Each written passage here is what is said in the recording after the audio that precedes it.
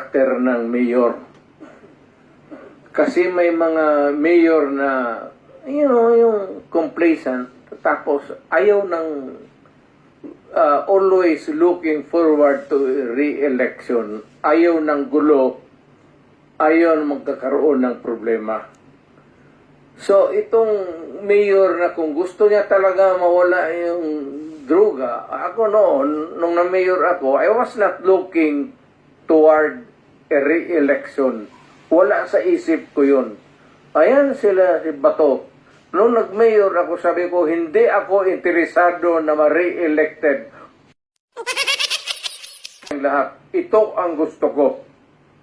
Pati kayo mga pulis, kayo huwag ninyo akong kasi pagka-mayor ka na magpa-ano-ano ka lang, pa-lutay-lutay ka lang, wala mangyari sa Pilipinas, maniwala ka. Lalo na yung mga mayors na pumapasok sa droga, yan ang dapat unahin patayin.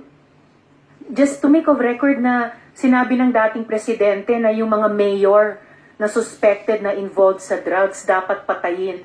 That is not an acceptable statement ng isang naging presidente tungkol sa mga naging kasama niyang nagtatrabaho sa gobyerno ng mga mayors.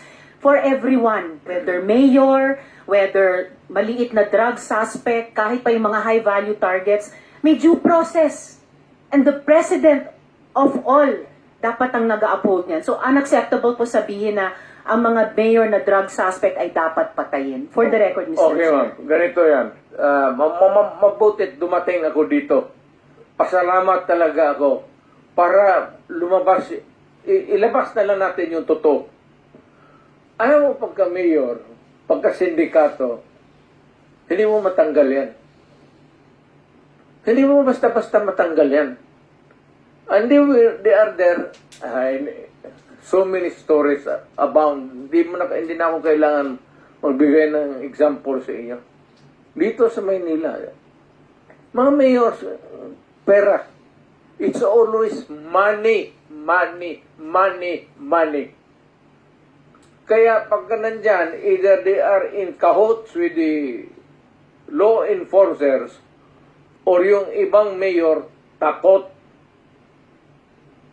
Yung sa probinsya, kung magka-mayor ka, kaya wag kayo, may nakikinig ngayon, wag kayo magpili ng mayor na pitsugin.